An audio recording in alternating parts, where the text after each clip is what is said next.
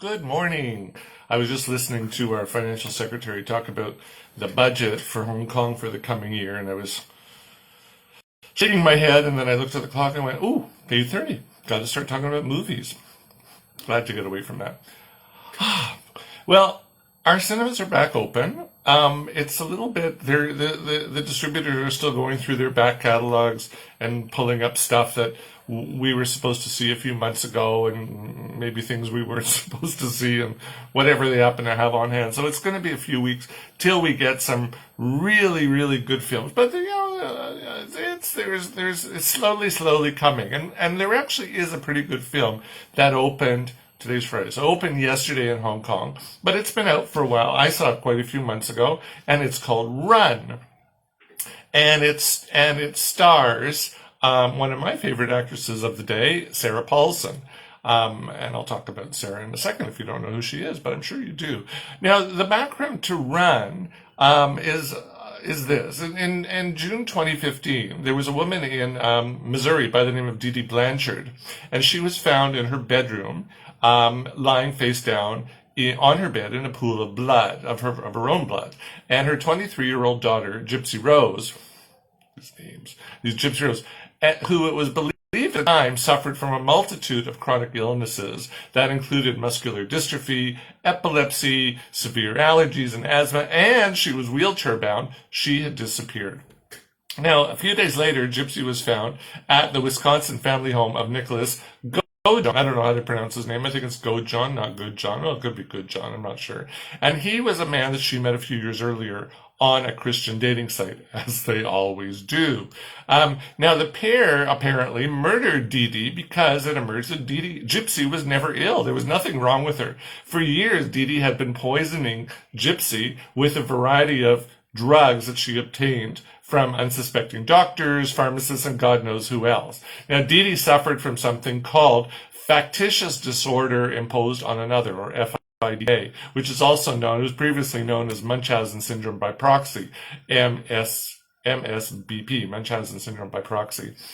Now, interesting. Do we say that she suffered from it or the daughter suffered? It's interesting. I don't know. I guess she suffered from the syndrome. The daughter suffered the results of the syndrome. But anyway.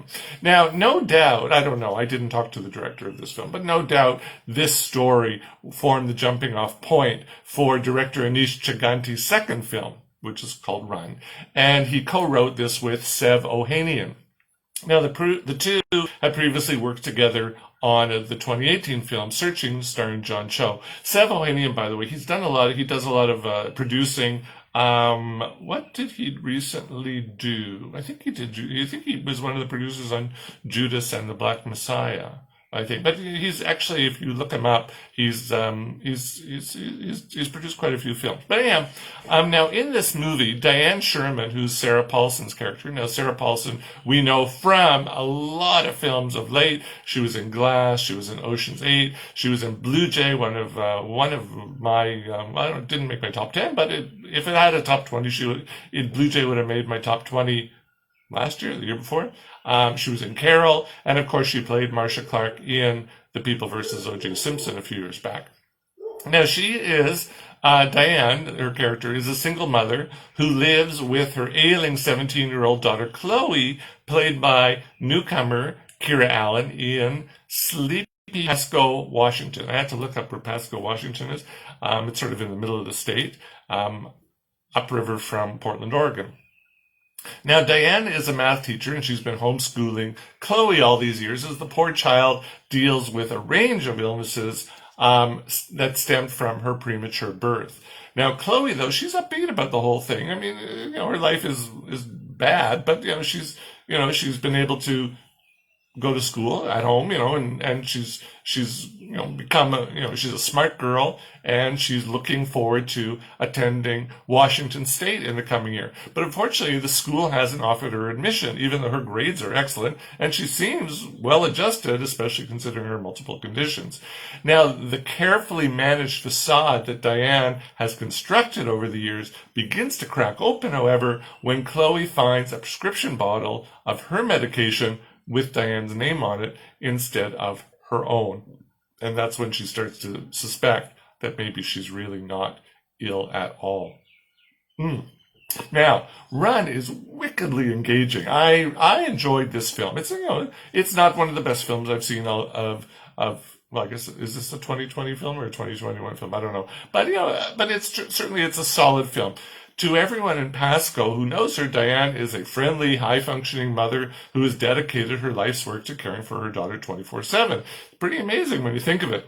And unlike other people who are characterized with FDIA, Diane doesn't appear to be milking the system, nor does she go out of her way to garner attention or sympathy. As I was reading about Dee Dee, the real woman in Missouri, yeah, she did milk the system, and she did go out of her way to get attention and sympathy. Diane takes the low key, and she probably takes on just enough teaching work to maintain her qualifications and membership in the teachers union, which allows her to get health insurance for Chloe. So her sort of her normal life, as it is what keeps her flying under the radar, and it keeps Chloe under her thumb. And that's these people who do have who do suffer from FDIA or Munchausen syndrome by proxy. This is really, it's a control issue.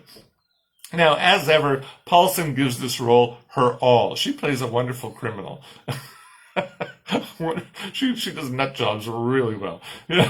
She plays Diane as a character who has a cauldron of emotions brewing just under the surface where no one can see. Now there is one scene actually where we do see Diane's taking a shower and we see she's got scars on her back. Unfortunately, that is never answered. That, where she got the scars from is never answered. I understand they did film a scene that does does answer that question, but they took it out in post production. But it gives us an idea of maybe she was an abused child as well. Now, it's not until Chloe challenges Diane for her that Diane's cauldron starts to boil over and goes to the extreme measures to keep the status quo. Now, Alan, for her part, she plays an admirable foil. The 22-year-old actress, who's currently studying creative writing at Columbia University, has used a wheelchair since 2014, and this marks the first time since 1948 that a Hollywood thriller stars a real wheelchair user. The last film was The Sign of the Ram, starring Susan Peters, who became a paraplegic from an accidental gunshot wound incurred 3 years earlier. So, there's a big thing about casting real people in roles that match their I hate to use the word disability, but their condition. And this is one of them. She really does require, well, I don't want to reveal too much, but she really does use a wheelchair. Okay, I'll just say that much. Now, I'll admit there will be a few times where you'll be scratching your head at the ludicrous of the events as they unfold. I mean, there's a few times where you'll say, no. But, most of those times happen in the film's third act. So you'll probably be so invested in the story that you'll probably forgive the writers for their lack of good judgment. And the closing scene in particular could have easily been written differently, making it much darker than it was. The ending, the ending didn't really nail it for me.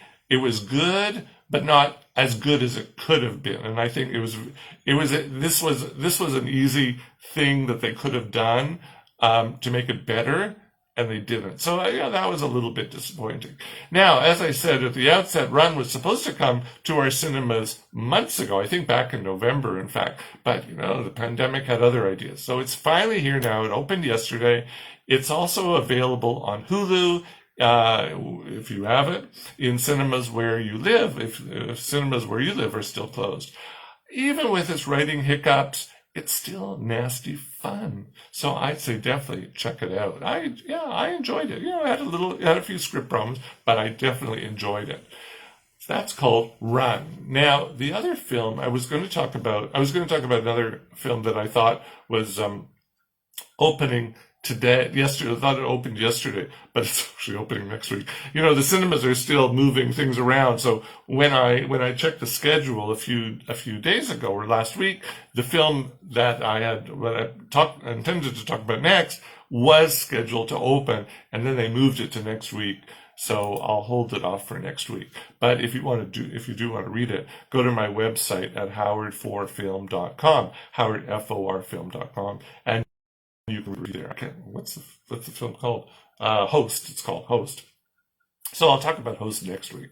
But there's another film that opened. Well, it's streaming starting today, Friday. It's actually been available um, on a paid website on the distributor A24 has a paid website in the States that you could have seen it up until now, but now, well, I don't know. I didn't understand how it works. I've never been to the website, so I don't know the A24 website. Um, but now it's, as of today, it's going to be available to a wider audience. And that film is called Minari. I want to say Minari, but it's not. It's Minari. Minari. It's a Korean word. And this is an American film, but it's mostly in Korean. And that has caused a few problems, which I'll talk about at the end of this. Now, this is an immigrant story, and filmmakers love telling immigrant stories. You know, we had Wayne Wang's The Joy Luck Club, which was adapted from Amy Tam's novel of the same name. There was Don Bluth's American Tale, written by David Kirshner and others. And there was Paul King's Paddington, which is based on Michael Bond's beloved series of books. These are all great tales about Chinese people, about Russian Jewish mice, and a Peruvian bear who's actually Jewish, but that's another story. But what about Koreans, you ask? Where's their immigrant experience story? Well, it's to be found here in Minari. Now, based on writer-director Lee Isaac Chung's own experiences, he did a film a few years ago called Abigail Harm, which I did not see. And so it's based on his own experiences growing up in rural Arkansas. Minari tells the story of Korean immigrants Jacob, played by Stephen Yoon, who I'd say most people know from Okja or TV's The Walking Dead. I have never seen The Walking Dead. I am not interested in seeing The Walking Dead. Well, zombies do not interest me in the least. But anyhow, and his wife Monica, played by Han Ye-ri, who's a Korean actress. She was in a film that was here a few months ago called Secret Zoo, which I missed and I heard was pretty dumb. And they relocate from California to the Wonder State in the 1980s, along with their two American-born children, David and Anne. And Jacob, the plan is that Jacob, he wants to farm a piece of land that no one else seems to want. Now, not surprisingly, the move and the challenge of farming in the middle of nowhere tests the couple's relationship, and 6-year-old David's medical condition only makes the situation harder. Now, the arrival of Monica's mother, Sunja, played by Korean actress Yoon Ya-jung, whatever, she brings some happiness to the family, but it's short-lived. Now, Minari is a gently told story that subtly ropes the audience into the lives, the worries, and the aspirations of the Yi family as they try to manage the daily trials and tribulations of country life when they barely have 2 nickels to rub together. Lee shows us that while the immigrant experience might be similar across ethnicities, I think anybody who's been an immigrant is going to see a lot of similarities here, but he also shows that even within one family, people can have a different experience. And the example is Monica would prefer to return to the life she's come to know and understand in California, but Jacob is wholly committed to finding his American dream in rows of vegetables in Arkansas. He's gonna make it no matter what it takes. Now, the children, meanwhile, seem to be happy with the move. They take all in stride because all they really want is that their parents are happy. This is all the kids want. So it's like, okay, the place is different. It's got its challenges, its excitement, but, the bottom line is, are the parents happy? That's all they want. Now, interestingly, it's Sunja, the grandmother, who deals with the challenges of living in a new country and a new culture the best. She brings along some minari, which are Chinese celery. She brings along seeds of the minari and with her from home, and she plants them along the bank of a nearby creek. Now, yes, the metaphor may be a bit obvious, but as an immigrant myself and the grandchild of immigrants, I can say that her approach is the best. You got to take a little piece of you wherever you go, wherever you end up. You have to take a little piece of who you are and what you are. Now, the performances here are all heartfelt, probably because, or perhaps, well, in no part due to Yoon himself. He's an immigrant. He moved with his family from Seoul to Regina, Saskatchewan. Ooh, wow, that must have been a shocker. When he was 4 years old. So that would have been in the 80s as well. Wow, that would have been a shocker. But it's Korean screen legend Yoon who steals the film with her performance as the salty grandmother Sunja. Minari marks her American feature debut, but she's been appearing in films in native South Korea for 50 years. So in South Korea, she's extremely well known. Now, the film premiered in January 2020 at Sundance, where it took home both the U.S. Dramatic Grand Jury Prize and the U.S. Dramatic Audience Award. Now, here's where the controversy starts. The Hollywood Foreign Press Association, these are the people who vote for the Golden Globes, they caused a kerfuffle a few months back when it was announced that the film would compete in the best foreign language film category rather than the more prestigious best motion picture drama category. Now, many in the industry argue that Minari is still an American story regardless of what language is spoken. Yeah, I would agree with that. So the film did get a Golden Globe nomination. But then you have to ask, is it more deserving than other foreign language film hopefuls? To be honest, no, it's not. It's a good film. It's a really good film. But, when you're dealing with films from 200 other countries or 100, whatever, 100 odd other countries, is it better? Is it more deserving of a nomination than so many other films that didn't get nominated? I don't think so. So this is a problem. Now, it'll be interesting to see how the AMPAS board of directors, who are the group behind the Academy Awards, how they classify the film. I have a feeling it will get a Best Picture nomination because they will want to show the world how they're now embracing diversity. And we'll know next week when the Oscar nominations are announced. So again, it becomes, if it does get nominated for a Best Picture nomination, then you have to say, is it worthy of a Best Picture nomination when there are other movies out there? Well, it's hard to say because we don't know, I think they can vote for up to 10 films for Best Picture now. So we'll see next week when the announcements come out who got selected and who gets snubbed, and then we can judge whether this film deserves a Best Picture nomination. Now, no doubt this film will come to our cinemas in Hong Kong sometime in the next few months. I'm sure it will.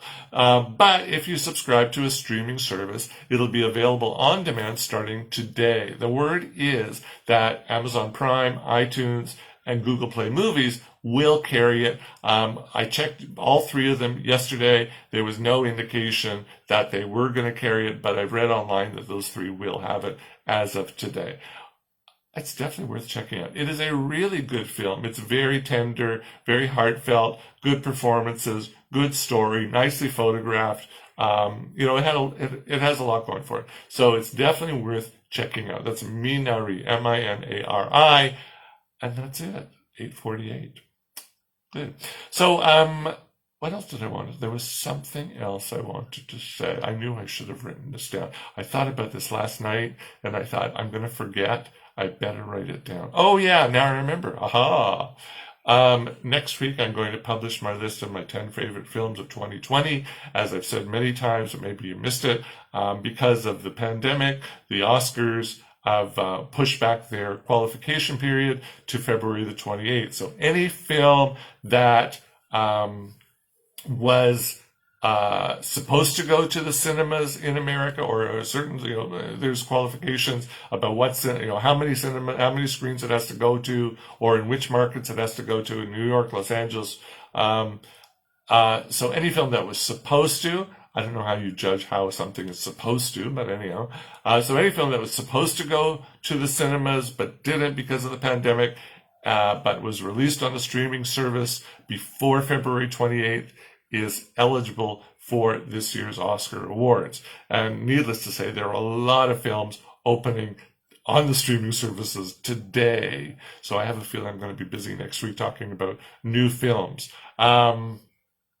So next week I'll talk about my favorite films of 2020. I haven't even I have an idea sort of in my head of a few of them, but I have to really think about which 10 films, because now I got 14 months to think about, to consider in terms of film. So check it out. Check out my website, howardforfilm.com, howardforfilm.com. And if you like what you read, please subscribe. Or if you like this, hit subscribe or whatever, I'm easy. Have a good week. Have a good weekend. If you have an opportunity to get the vaccine, do get it where you live. We were just offered. I'm just going to contradict myself here. We have just been offered the Chinese vaccine. The website went live the other day. I am not getting the Chinese vaccine. I am going to wait for the Pfizer vaccine, which will come supposedly in the next few weeks. So I hope that within a month's time, I will at least have had one shot. So if you have the vaccine available where you are, provided it's not the Chinese vaccine or the Russian vaccine, unless you want it, it's your choice, do get it. Be well. Bye.